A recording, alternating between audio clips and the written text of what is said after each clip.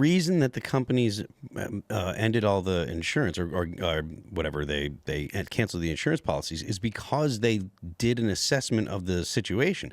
Insurance companies aren't in the business of losing money, right? And if they look at the situation, they see that the government is not managing the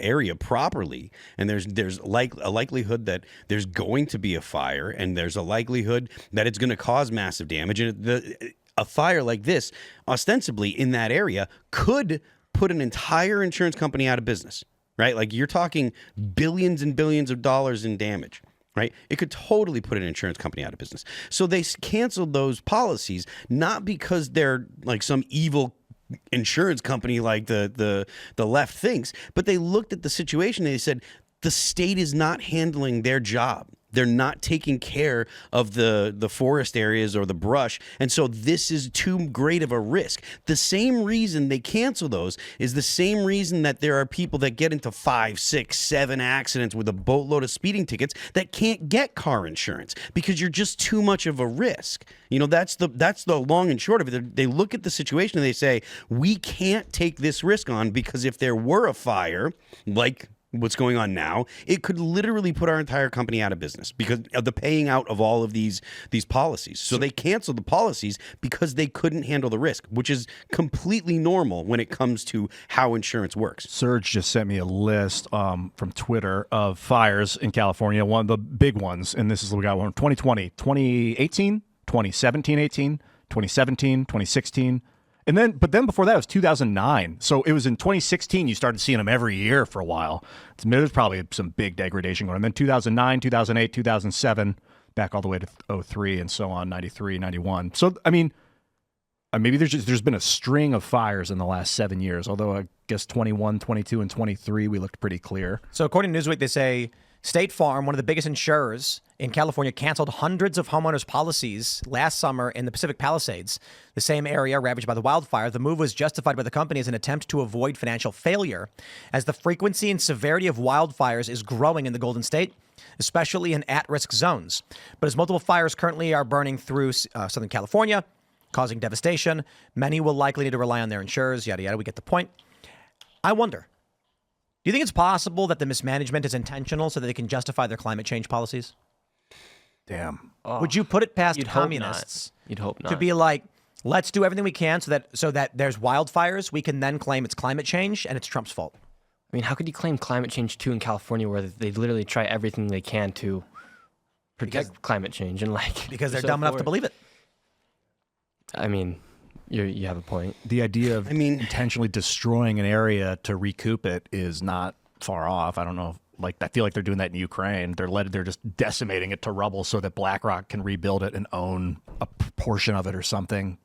I don't know that I think that they're doing it in order to blame climate change because they have ample excuses for climate change. You know, everything, whether it be there's an entire season of hurricanes that they blame on climate change. Every year there's these fires. I don't think they need to have a more dramatic more dramatic catastrophe so that way they can blame climate change. I think they'll blame climate change no matter what. Mm-hmm. And it'll rain and they'll claim it's climate change. Yeah, it doesn't matter what happens. They're going to blame climate change. Remember when there was a storm in D.C. and the storm sirens went off and AOC was like, "This is climate change." It was a tornado. Like, dude, there's a tornado. Like it's the funny thing is there are storm sirens because tornadoes do happen in the area, and she was like, "This is climate change." No, we installed the storm sirens because this is common, actually. Yeah. It doesn't happen all the time, but it's like we know it happens. I mean, dude, there was a tornado in New England maybe like 10 years ago, and which is, you think New England because it's all hills and stuff. You'd think that they wouldn't happen at all, but there was. They can happen just about anywhere. But it's still, I don't think that they need an excuse. They're just going to blame climate change. And like I said earlier, look, if you really are concerned with climate change and you really think it's something that's going to destroy the earth and the seas are going to boil away, then you should be lobbying for us to invade China and invade India and take them over and institute actual policies that will stop their burning of coal and dung and all of the... That's what I find the stupidest thing about climate change is we have these other countries other places where literally their populations are 3 times as billion. large. And if you watch the videos, it's like there's like no controls on what they're doing. Like all these buses, everything, like they're emitting all these things. You know, I'm kind of happy we live the way we do, because these countries, if you look at the videos out of China where it's just smog everywhere. Oh, I'm extremely happy we live Right? in America. And so we're looking at these countries. You know, for once, I'd love to see Greta Thunberg say, "How dare you?" to China. Just one time. You know what I mean? How dare you?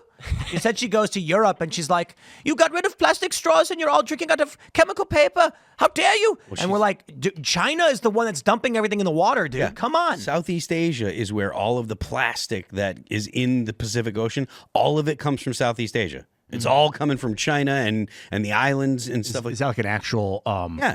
If there, I have a picture that I'll. huge majority comes out of Asia? There's a third, like there's more people that live in a circle over Southeast Asia that includes China and India. There's more human beings that live inside that circle than live outside of it. And I have a picture. I'll find the picture. I and I'll sort of send it feel to like complaining about climate change is complaining about how poop stinks. Like, okay, we all get it. It stinks. People are gonna poop. You can't make them stop. People are going to create waste. You can't make them stop. People are going to burn wood. Can't make them stop. They're going to burn coal. They're going to burn gas and oil. Can't stop them.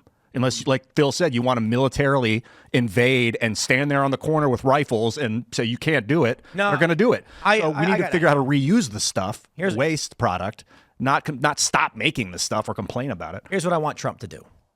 He's going to set up something called the Review. And in every city, there will be a building where you are required by appointment to show up. And then they just ask you a simple question like, what are your thoughts on climate change? And then they're going to say, oh, I think it's bad. And it's like, do you think that we should ban the use or restrict the use of oil? Yes. Okay, boys. And then a bunch of guys come in, strip them of all of their petroleum-based clothing, take away the keys to their car, seize their vehicle, go to their house, strip it down, and can live in a mud hut. I'm joking. The point is, all of these well-to-do liberal types that are like, but climate change. There's a hilarious video where you've got these, what are those protesters where they block the streets, whatever? I keep seeing those. Palestine protesters? No. The energy ones. The Extinction, climate. yeah. Extinction Rebellion? Yeah. The orange. And there's a guy, and he's like, you're wearing a jacket made from petrochemicals. Like, it's a petroleum-based plastic jacket with plastic synthetic filling. Like, literally all of you are doused in oil, and you're sitting here complaining about it. It is the most ridiculous, stupid stuff. I tell you this. If you want to complain about oil, we start with you.